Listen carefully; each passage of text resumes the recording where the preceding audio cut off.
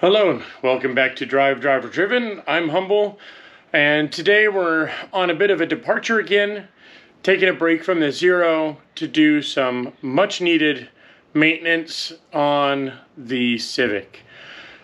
I know a lot of people don't like this car. It's kind of the misfit in my garage, but one of the reasons I love this car so much is that, no pun intended, it keeps me humble.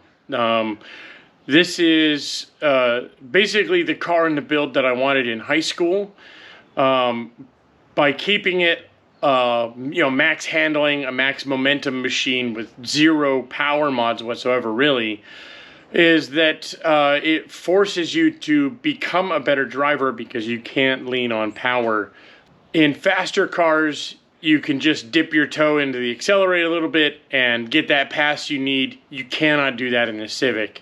You have to plan ahead. You have to really plan your attack many corners ahead of time. And that sort of thinking really benefits you as a driver. So I really like to keep a slow car around just to keep me sharp.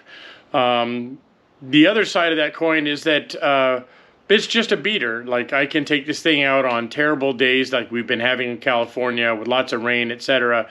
And I don't have to worry about wadding it up. I don't have to worry about losing traction because it just doesn't have the power to do that anyway. And it's just a blast to drive at rather pedestrian speeds. So we're getting to the point now on the car where it's my first time to actually smog it.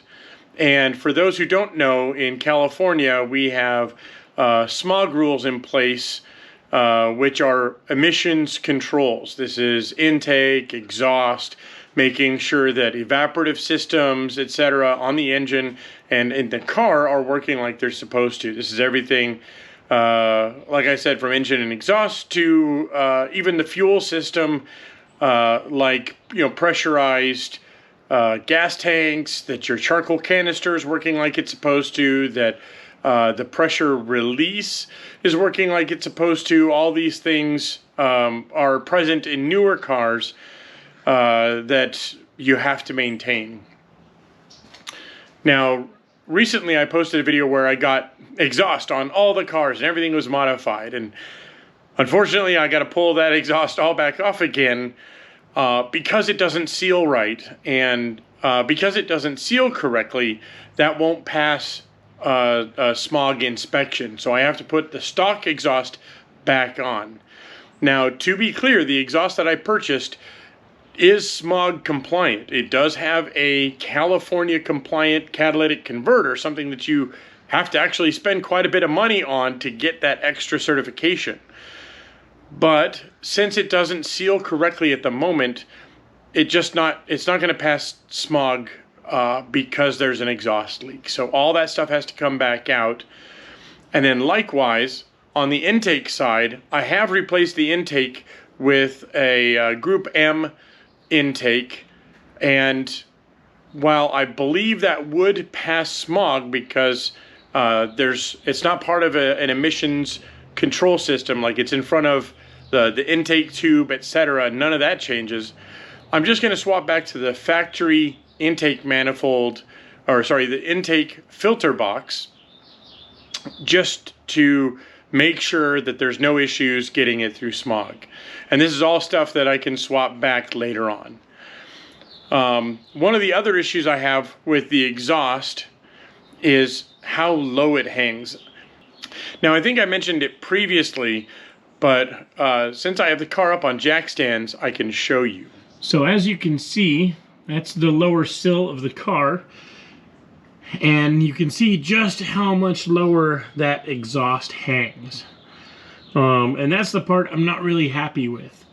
Talking to other owners, other EP3 owners who've had this same exhaust, this seems like a common issue. Just this particular exhaust hangs down very low.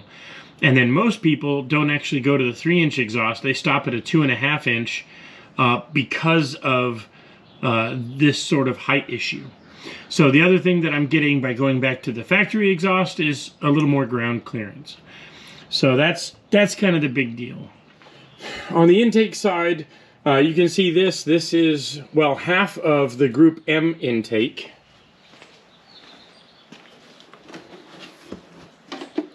And this is the other half. And the way this works is this captures air. If I set this in place,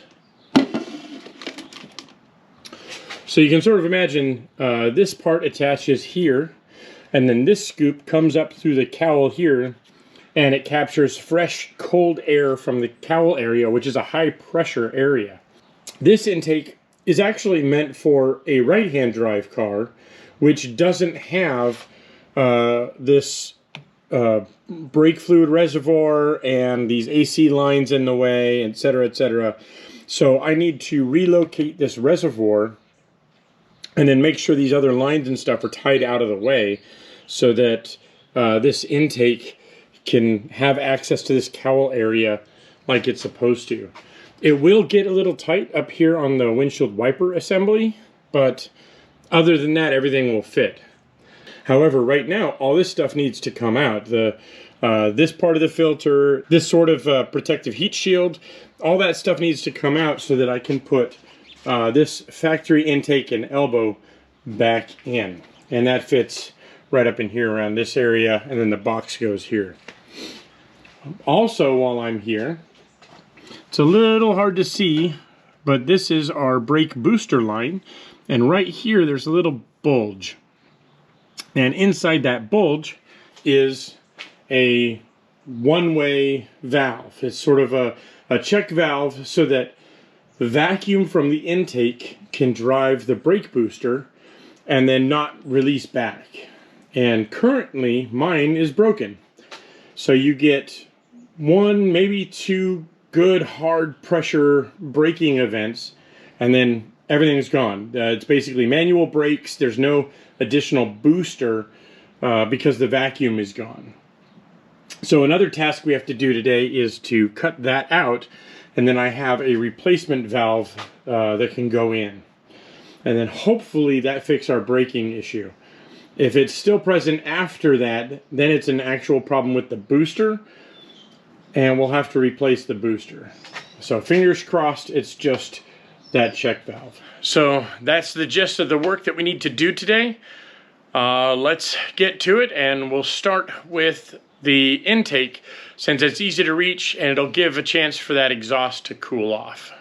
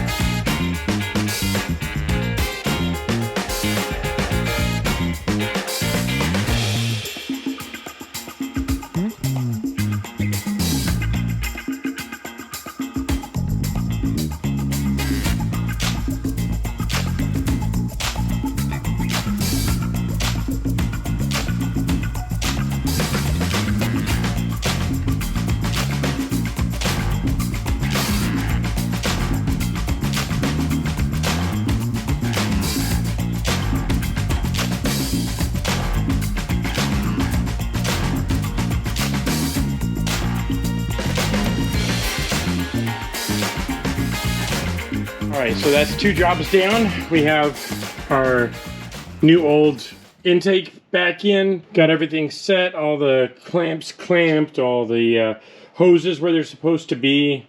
So that's all set and ready. And then, I don't know how well it showed up on camera, but we have our new check valve in place back here. If you look at the old one, it sits there inside of the hose, and just breathing through it, it worked okay. So I'm not confident that that solved the issue. There's a little like T instead of an elbow, so I made sure that the plug was good and fresh, that it's got a clamp. I replaced the T just in case.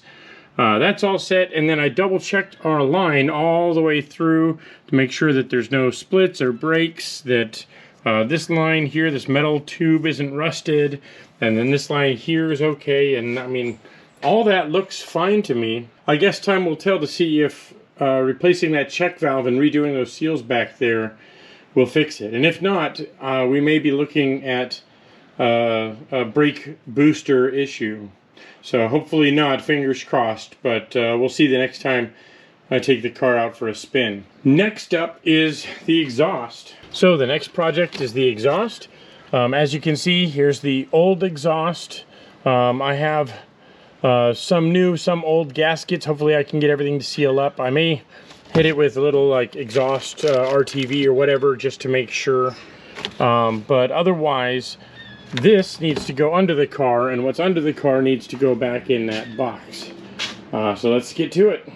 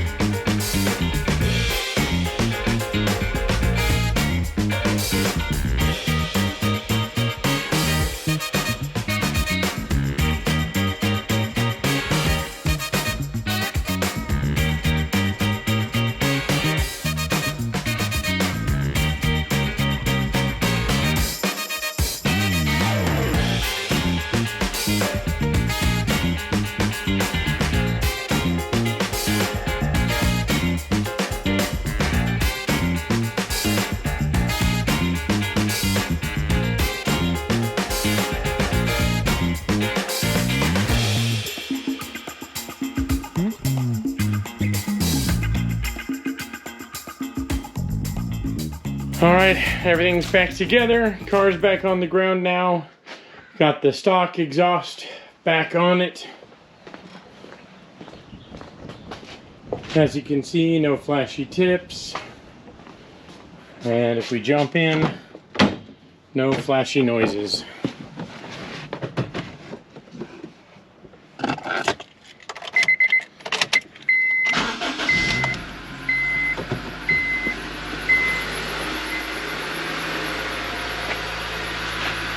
A little bit of a belt squeak, but otherwise unremarkable. No exhaust leaks, nothing like that. No intake noise.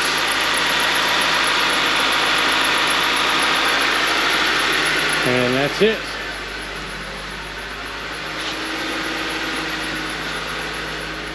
No check engine lights, so all the O2s, everything got plugged back in. So there we go, three projects done on the EP3. Next up is just to take it through its smog process, go through that inspection, and I can get the reg renewed. And honestly, I'll probably start commuting with it back and forth to work. It's just so much fun to drive just around it, as I said before, at pedestrian speeds. There's no reason not to have a little fun. So quick and easy projects done today. We'll sort out the other exhaust eventually. But for now, thank you guys for watching, and I'll see you next time.